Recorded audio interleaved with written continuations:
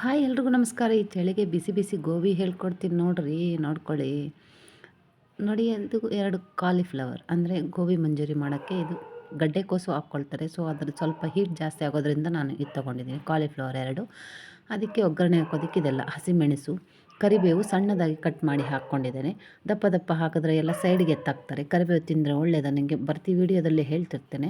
So ಶುಂಠಿ ಸಣ್ಣದಾಗಿ cut ಮಾಡ್ಕೊಂಡಿದ್ದೇನೆ, ಬೆಳ್ಳುಳ್ಳಿ ಸಣ್ಣದಾಗಿ ಕಟ್ ಮಾಡ್ಕೊಂಡಿದ್ದೆ, ಮತ್ತು ಹಸಿಮೆಣಸಿನಕಾಯಿ ಇವೆಲ್ಲವನ್ನು ಗೋಬಿ ಆದಮೇಲೆ ಒಗ್ಗರಣೆ ಹಾಕೋಕ್ಕೆ ಇದು ರೆಡ್ ಚಿಲ್ಲಿ ಸಾಸು, ಇದು ಸೋಯಾ ಸಾಸು ಇವೆರಡು, ಮತ್ತು ಕಾರ್ನ್ಫ್ಲೋರ್.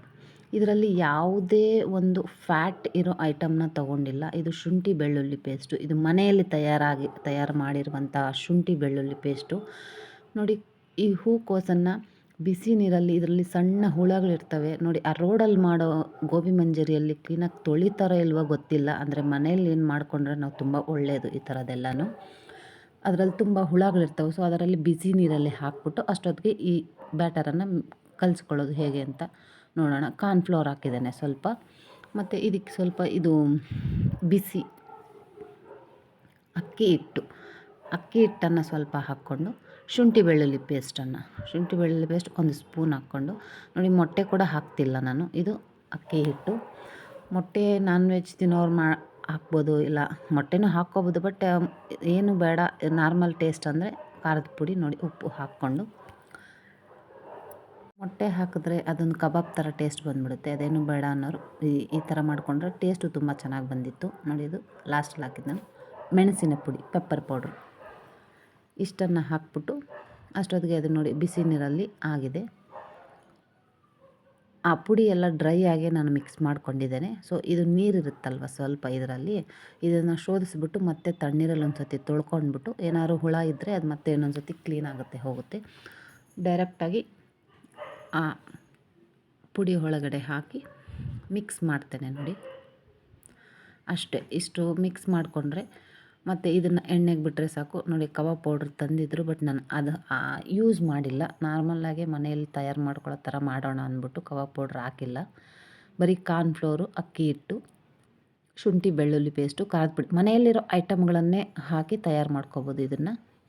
ಇಷ್ಟು ನೋಡಿ ಬಂದಿದೆ ಕಲರು. ಇದನ್ನು ಎಣ್ಣೆಗೆ ಹಾಕ್ಬಿಟ್ಟು ಹುರ್ಕೊಬೇಕು.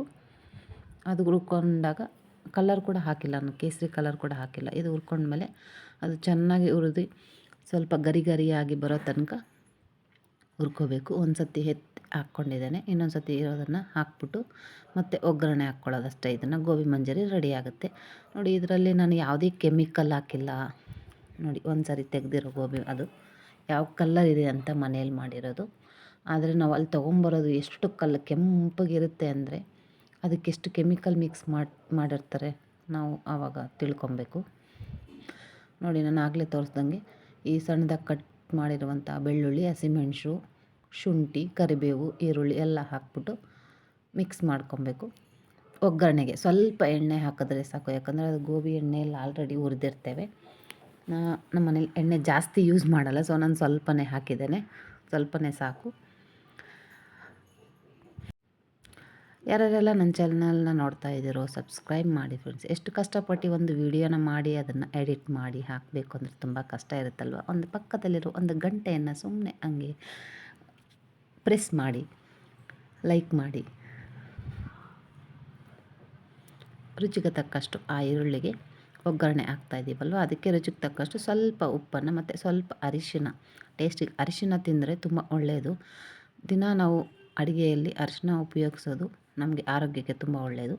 ಇದೆಲ್ಲ ಹಾಕ್ಬಿಟ್ಟು ನಾನು ಇದು ಕಾರ್ನ್ಫ್ಲೋರ್ನ 1 ಗ್ಲಾಸ್ ನೀರನ್ನು ಮಾಡ್ಕೊಂಡಿದ್ದೀನಿ. ಆ ಕಾರ್ನ್ಫ್ಲೋರ್ ಪೌಡ್ರಿಗೆ 1 ಗ್ಲಾಸ್ ನೀರು ಹಾಕ್ಕೊಂಡು ಮಿಕ್ಸ್ ಮಾಡಿಕೊಂಡು, ಇದು ರೋಡ್ ಸೈಡಲ್ಲಿ ಮಾಡೋ ಗೋಬಿ ಮಂಚೂರಿಗೆ ಹಾಕ್ತಾರೆ, ಅಂದರೆ ಇದು ಗಟ್ಟಿ ಬರುತ್ತೆ ಅಂತ ನಾನು ಹಾಕ್ತಿದ್ದೇನೆ.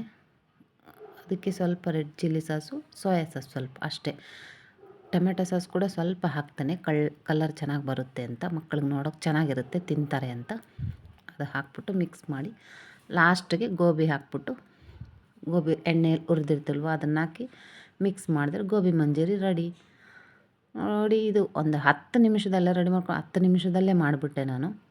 ಲಾಸ್ಟ್ ನಿಮಗೆ ಗೊತ್ತೇ ಇದೆಯಲ್ವ, ಕೊತ್ತಂಬರಿ ಸೊಪ್ಪು ಫ್ಲೇವರ್ಗೆ ನೋಡಿ ಗೋಬಿ ಮಂಚೂರಿ ರೆಡಿ ಆಯಿತು. ಗರಿ ಗರಿಯಾದ ಬಿಸಿ ಬಿಸಿ ಚಳಿಗೆ ಗೋಬಿ ಮಂಚೂರಿ ನೋಡ್ಕೊಳ್ಳಿ, ಮಾಡ್ಕೊಳ್ಳಿ, ತಿನ್ಕೊಳ್ಳಿ. ಧನ್ಯವಾದಗಳು. ಇದು ಒಗ್ಗರಣೆ ಆಗದೆ ಇರೋದು ನಮ್ಮ ಮಕ್ಳಿಗೆ ತುಂಬ ಇಷ್ಟ. ಸ್ವಲ್ಪ ಎತ್ತಿಕ್ಕಿದ್ದಾನೆ ಇದು ಅಷ್ಟೇ.